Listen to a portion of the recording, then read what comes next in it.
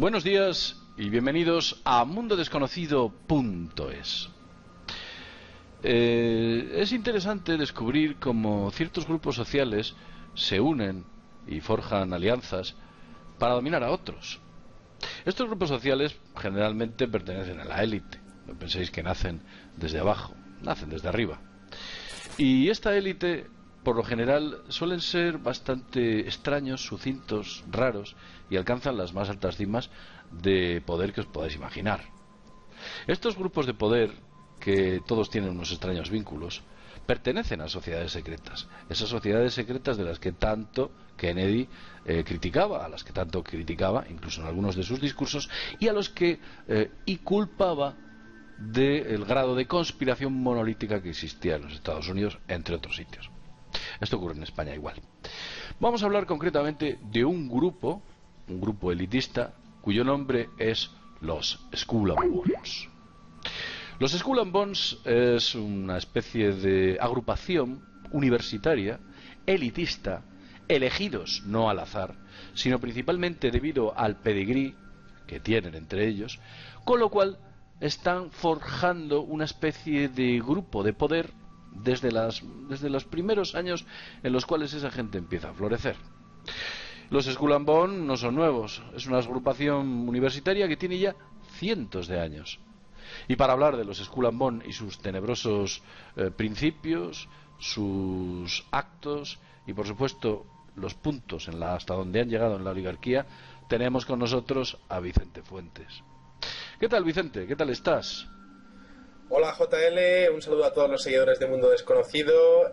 Un auténtico placer para mí estar aquí. Hoy vamos a hablar de lo más subrepticio, lo más oculto que hay dentro de los estamentos de poder de los Estados Unidos, que es su origen, dónde se crea realmente la cultura de poder de los Estados Unidos y por ende la cultura de poder que llega a todos los demás países del mundo. Vamos a hablar de la creación de esta, podemos decirlo que es grupo universitario, pero es prácticamente como una logia, ¿no? Y vamos a hablar también de las influencias que tiene alrededor del mundo y sobre todo en la economía mundial.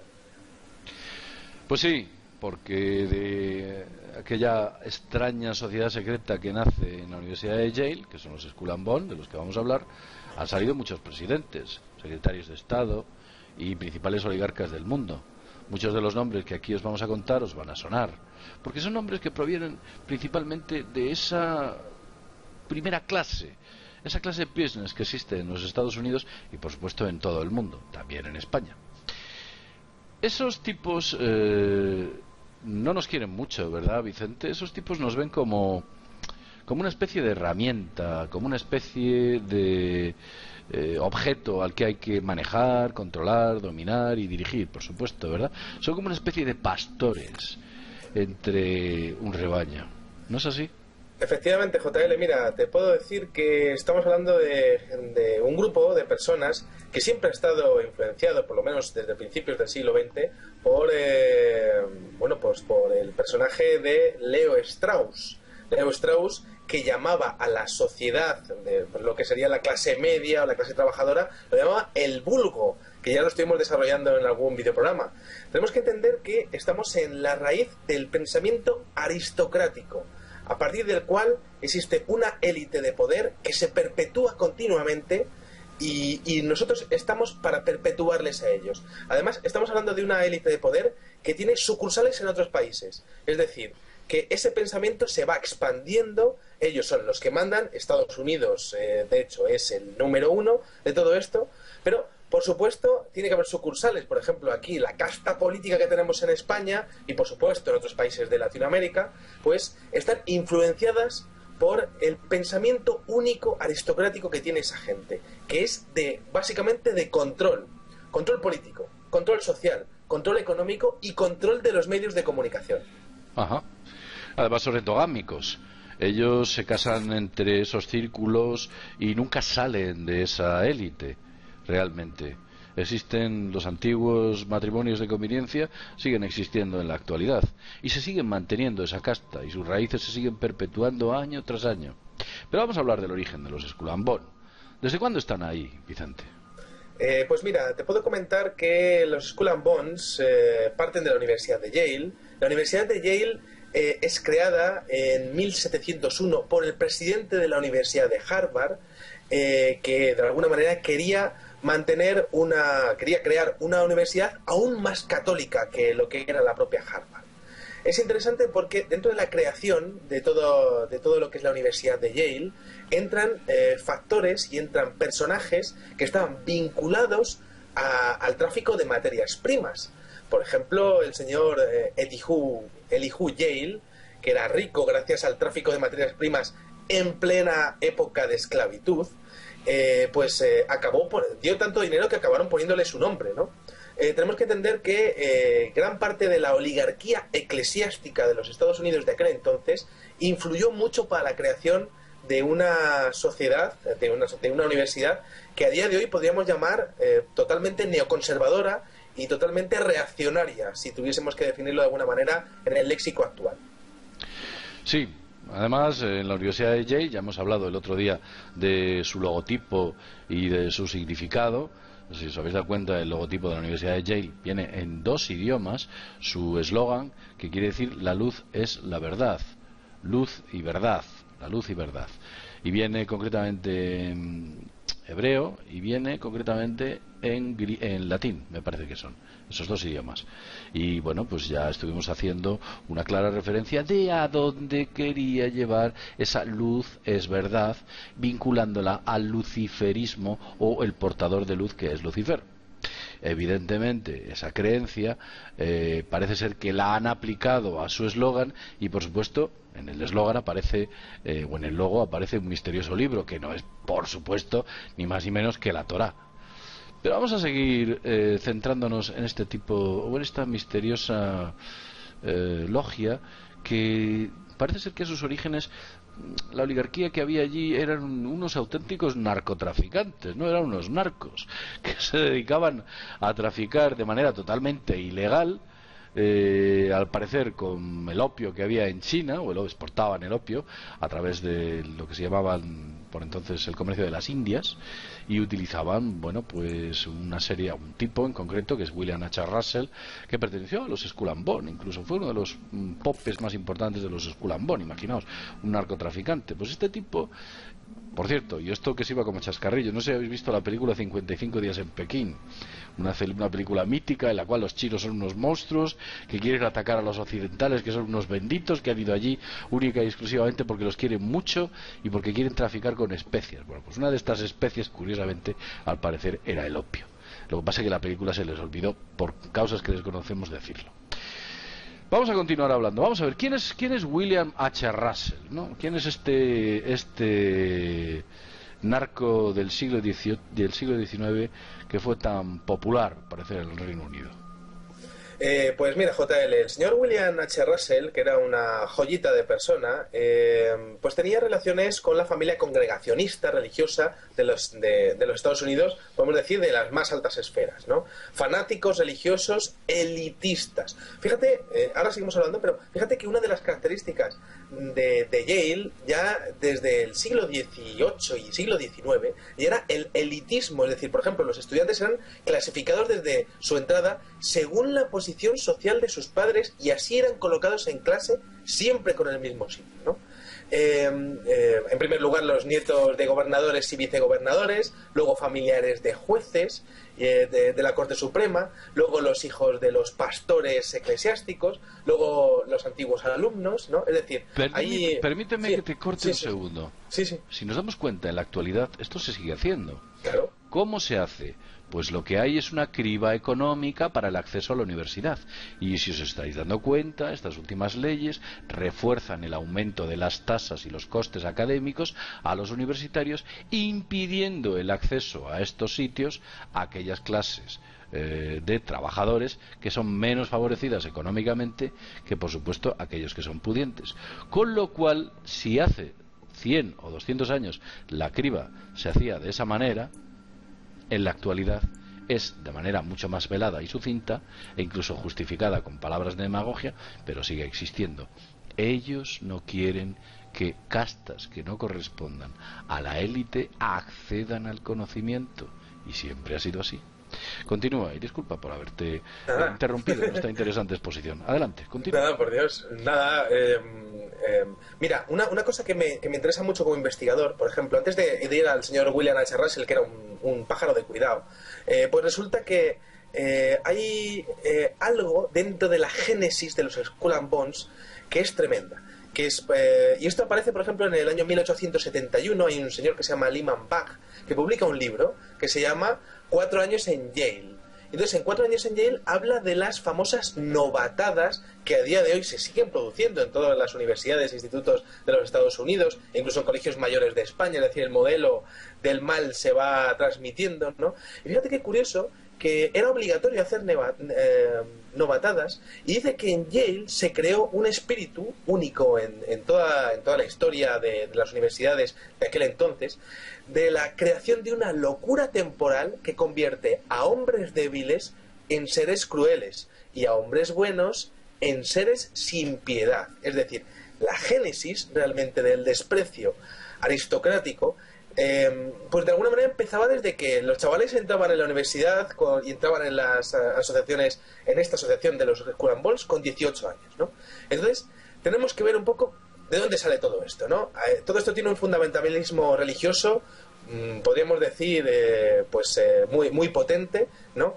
Y tenemos que el señor William H. Russell tiene una compañía que se llama la Russell and Company, ¿vale?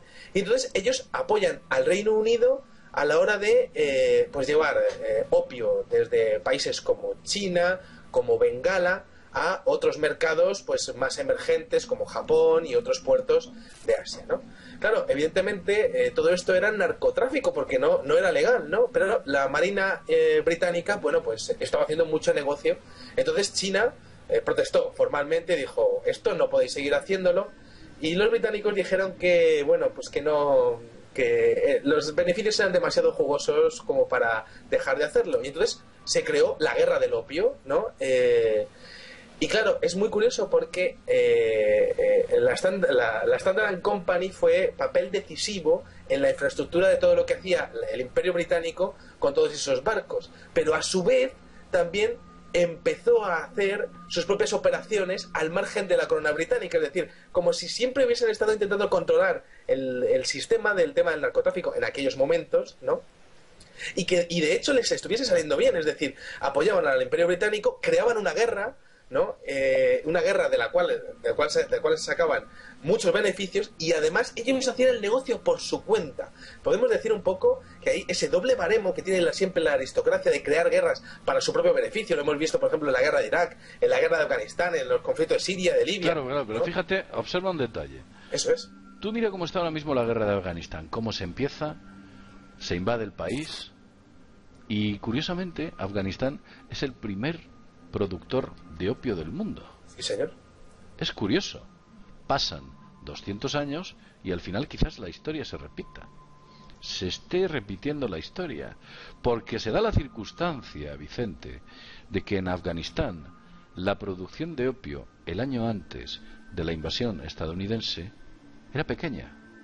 Y en el momento que los norteamericanos entran en Afganistán, la producción de opio se dispara. Lo podéis ver en las estadísticas, pero se dispara de manera impresionante. ¿Podemos pensar que esto es casual? ¿Quién se esconde detrás del narcotráfico? ¿Realmente algunos ejércitos están defendiendo otros intereses que no son tan, digamos, filantrópicos como pensamos de esas tropas de paz? Vamos a centrarnos en el tema antes de divagar y hacernos estas increíbles preguntas, que nos damos cuenta que la historia se repite. Adelante, Vicente. Sí, muy interesante lo que has dicho del tema del opio de Afganistán, porque evidentemente ¿cuál es el principio activo de la mayoría de los medicamentos antidepresivos o bueno, pues de tratamientos naturales, o sea, vamos, artificiales de las compañías farmacéuticas estadounidenses? El opio, es decir, los opiáceos como control de la población también, ¿no? Es importante de cara al futuro poder tener muy controlada a la población con opiáceos, ¿no? Pero fíjate, JL, que estamos hablando de los Skull and Bones y estamos hablando de los principios, ¿no? Y resulta que en los principios pues se le llamaba Club Eulogie, ¿no? que es el nombre de la diosa griega de la elocuencia, bastante curioso, ¿no? Pero luego, por otra parte, tienen muchas referencias germánicas en sus rituales, es decir, sabemos que el símbolo es la calavera y los huesos, ¿no? Pero luego también adquieren palabras, adquieren algunas simbologías, algunos actos de los antiguos germanos, ¿no? Es decir, cultura totalmente pagana. Y de hecho su número, el 332, es el año de la muerte del orador griego Demóstenes, ¿no? Que, bueno, pues también es bastante curioso, ¿no? Es decir, son gente totalmente ilustrada, pero que parece tener un culto a la muerte, como se puede demostrar con las referencias que hay en la famosa, bueno, en la tumba, ¿no? Entonces, si quieres, poder desarrollarlo tú. La famosa tumba de los Skull and Bones. Bueno, en dos partes. Diré que el logotipo de los Skull and Bones, que es una calavera con dos tibias cruzadas, fue utilizado, por ejemplo, por el pirata Sir Francis Drake cuando, bueno, pues hacía sus corredurías. Sir Francis Drake era una especie de Blackwater. Es curioso que lo digamos. ¿Y por qué cuando digo que se parecía a los Blackwater es así? Pues veréis. El Imperio Británico no podía tener de manera oficial a tropas británicas atacando a buques que fueran portugueses o buques que fueran españoles. Estoy hablando en la época de las Indias. Las Indias, cuando me hago referencia a una época en la cual se buscaban las especias en Filipinas, por supuesto, y en Sudamérica. Lo que hacía era contratar a una serie de tipos que tenían una serie de barcos de guerra y los utilizaba para atacar constantemente y hostigar a esos buques de manera extraoficial. De hecho, también lo hizo Sir Francis Drake, que lo nombró Sir, lo nombró un Lord, lo nombró un Sir, lo dio atribuciones importantes dentro de la sociedad. Pero bueno, dejemos este tema y decir que esas tibias y esa calavera también fue utilizado por otro tipo de organización armada. En este caso lo utilizaba la importante flota templaria en sus velamen. Las velas de los barcos de los templarios tenían una enorme calavera y dos tibias cruzadas, y eso era típico, y tenían flota, tenían una importante flota que hacía grandes rutas por el Mediterráneo y dicen que por otros sitios. Pero vamos a dejarlo ahí.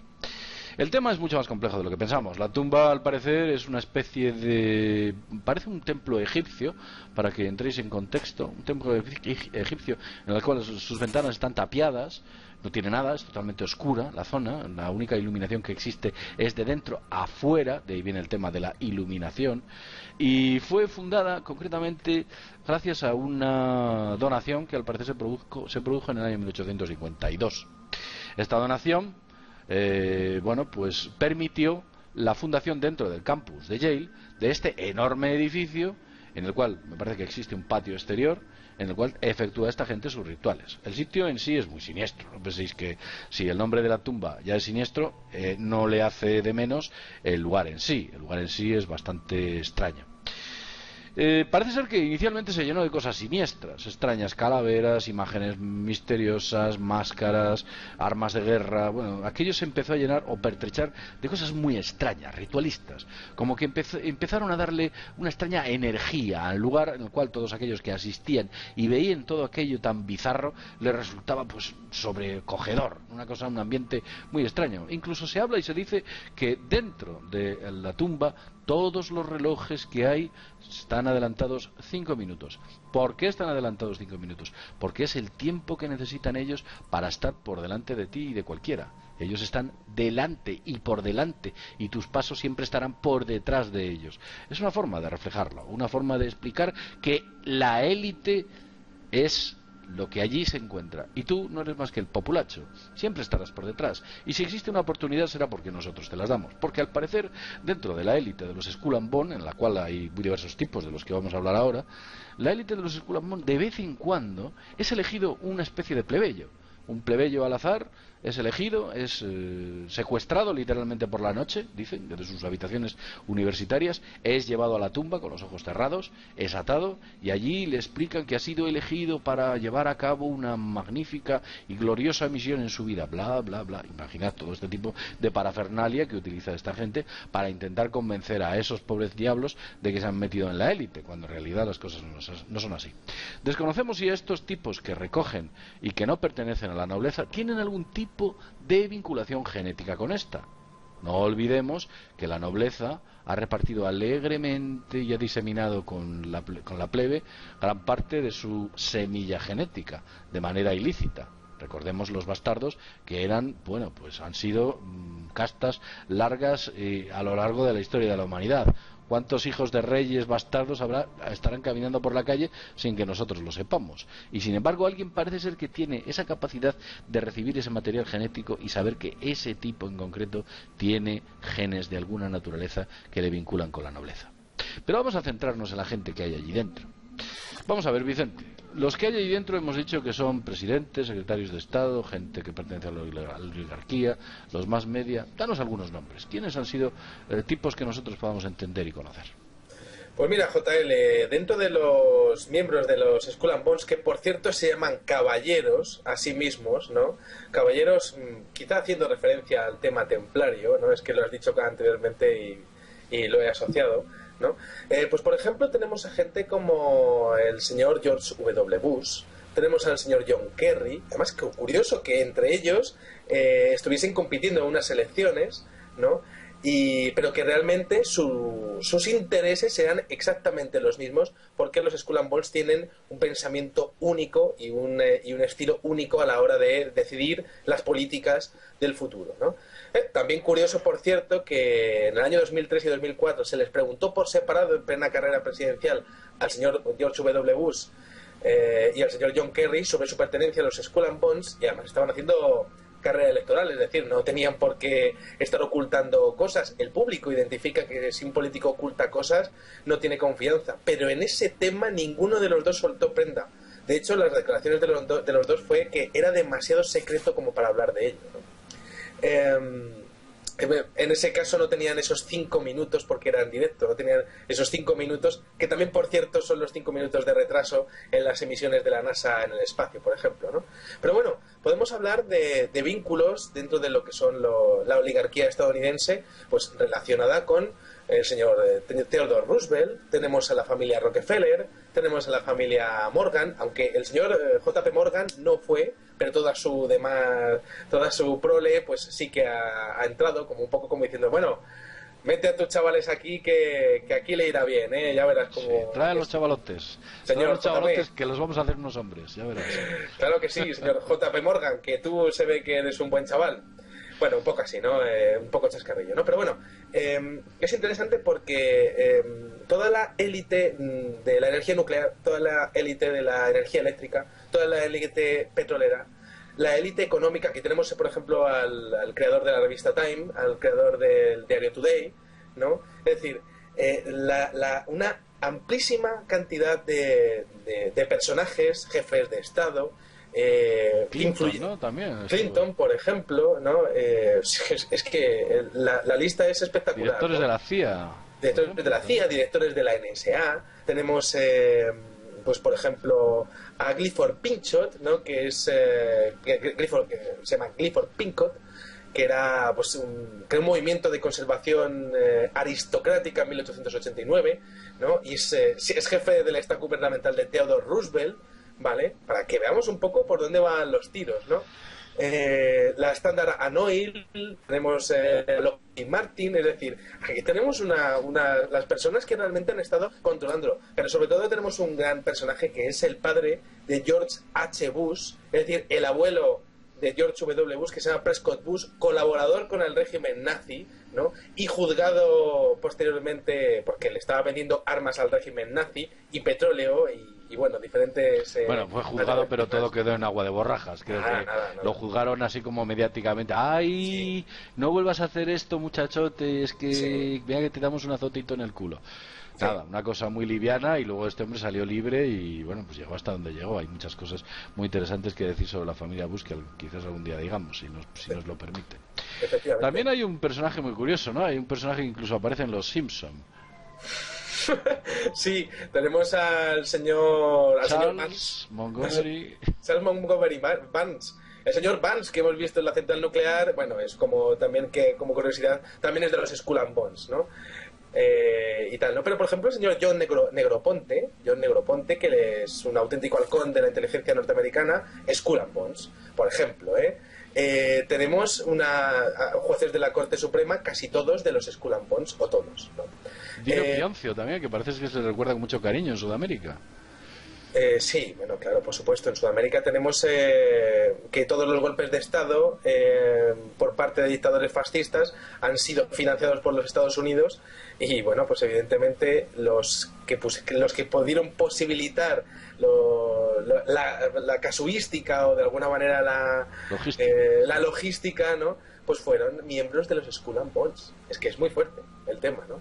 Controlando, como hemos dicho, el pensamiento único, controlando realmente lo que es la política. ¿Y dónde están los intereses de los Estados Unidos? Pues posiblemente en controlar también todo lo que es todo el continente americano, y tenerlo ya controlado ya a partir del siglo XX. Es decir, Vicente, el control de los Estados Unidos no se limita al continente norteamericano o al continente americano, es todo el mundo, la Luna, Marte y algún satélite por ahí. Y tú sabes a qué me refiero, como sabe todo el mundo, ¿verdad? Sí, por supuesto. Es evidente que nos encontramos frente a un grupo elitista de poder. Y además he contado lo de Charles Montgomery Burns porque si veis la serie de Los Simpson veis que Charles Montgomery Burns es un tipo absolutamente despreciable, que odia a aquellos que son seres inferiores que están por debajo de él, que elogia contaminar a cambio de obtener pingües beneficios, y nos recuerda sinceramente bastante el carácter de los tipos que han salido de aquella extraña tumba, de aquella extraña logia. Todo esto es muy extraño, Vicente. Yo sinceramente no sabría si pensar que realmente detrás de toda la oligarquía mundial se esconde un grupo de psicópatas que nos está llevando al más absoluto de los caos, que esos psicópatas nacen de unos vínculos de sangre y que esos vínculos de sangre nunca van a ser rotos, a no ser que ellos quieran. Muchas veces he tenido ocasión de ver a gente que decía, no, ya se está notando un cambio de pensamiento, las cosas van cambiando. Y yo he pensado que eso es una actitud infantil y que realmente las cosas no están cambiando, sino que esos grupos de poder lo que hacen es refundarse y refortalecerse, que es lo que ocurre. Y en ocasiones, aunque desaparezcan ciertas caras, lo único que sucede es que recirculan entre ellas. Pero esas caras prácticamente no cambian, su genética es la misma y siempre han estado ahí.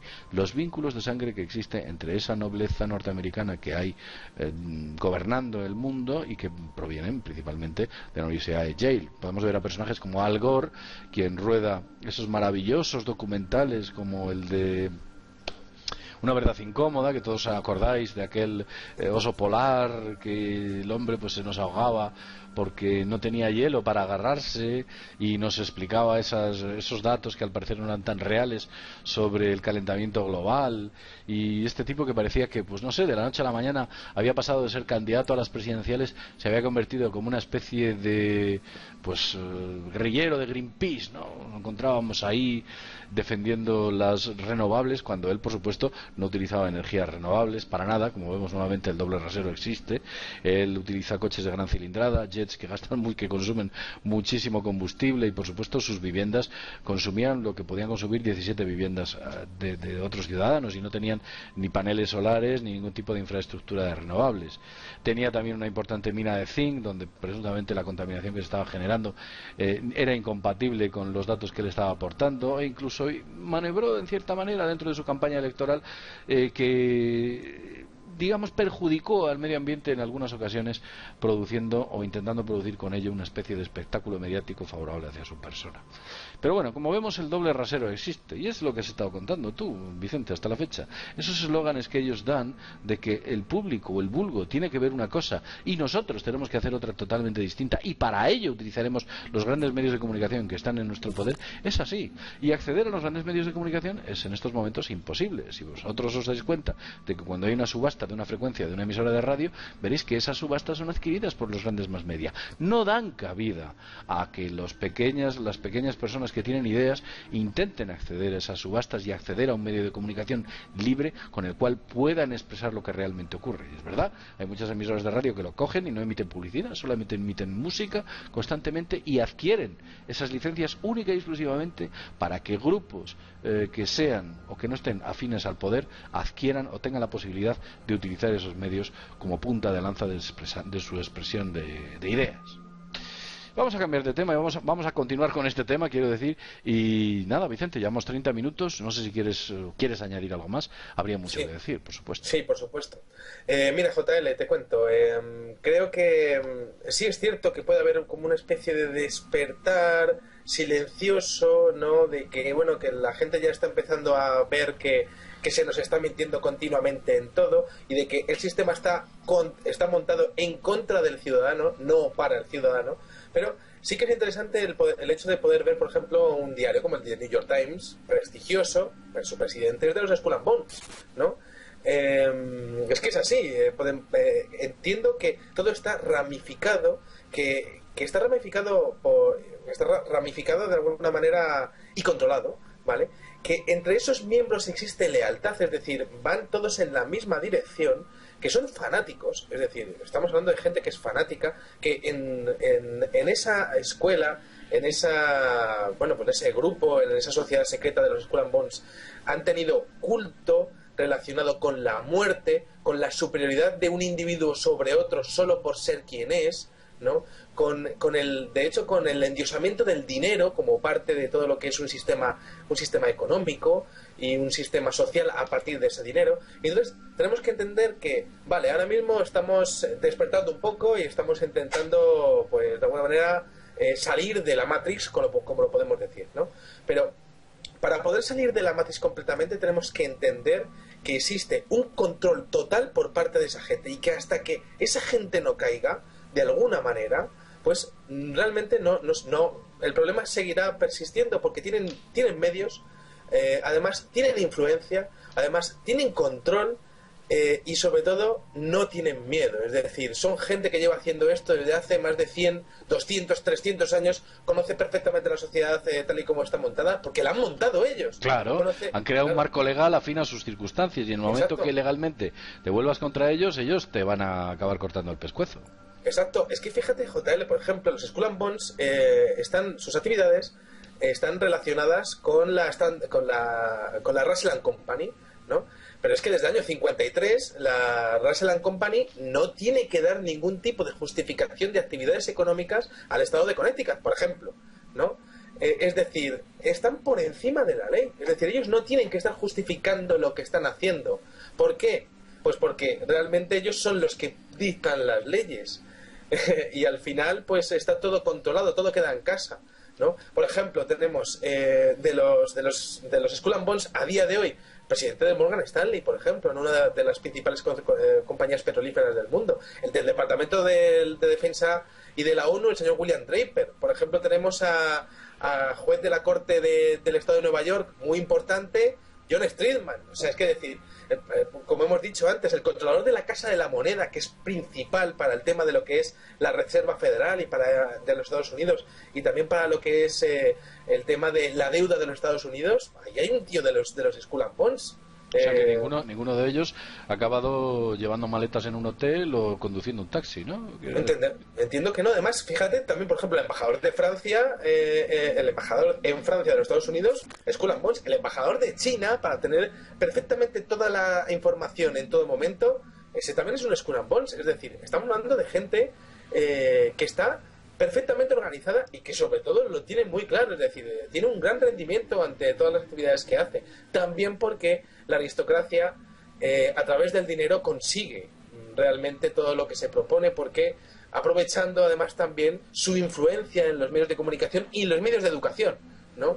Y es también el hecho de crear un modelo de sociedad en el que solo prima el dinero y que no prime realmente el hecho de, pues, ser justo, ser responsable, ser un trabajador honrado. Pues muchas veces no ocurre eso. Se fomenta un tipo de carácter que hace que tú pises a los demás, ¿no? Como hacen ellos con nosotros, y ellos de alguna manera dicen, pues hazlo tú también lo puedes hacer, y al final todo funciona en microuniversos en tu propio trabajo, ¿no? Y al final, pues toda esa doctrina del mal, pues se acaba de alguna manera pues pasando al vulgo, como lo llaman ellos. Sí, bueno, ellos están por encima del bien y el mal. Y además otra cosa, han hecho del mundo un traje a medida. Un traje a medida a su medida, no a la nuestra, que a nosotros nos viene muy mal ese traje, por cierto. Bueno, Vicente, llevamos 34 minutos hablando de ello. Ha sido un tema muy interesante. Como ya he dicho antes, daría mucho que hablar. Podríamos estar hablando de ellos de horas y horas y horas. La lista de los miembros, yo he tenido ocasión de verla, es interminable allí. Y además la mayoría de ellos, sinceramente, no son gente que merezca mis respetos. Y bueno, pues ahí están, ahí los tendremos, seguirá habiendo y quizás algún día nos levantemos por la mañana, cuántas veces lo he dicho, y descubramos que sociedades de este tipo y por supuesto sistemas de esta naturaleza han desaparecido de la faz de la Tierra. Vicente, un placer haberte tenido con todos nosotros. Bueno, JL, un placer haber estado aquí en Mundo Desconocido y saludos a todos los seguidores. Pues nada más. Muchas gracias a todos vosotros y sin más, desde mundodesconocido.es, deciros que nos vemos en el próximo videoprograma. Hasta pronto.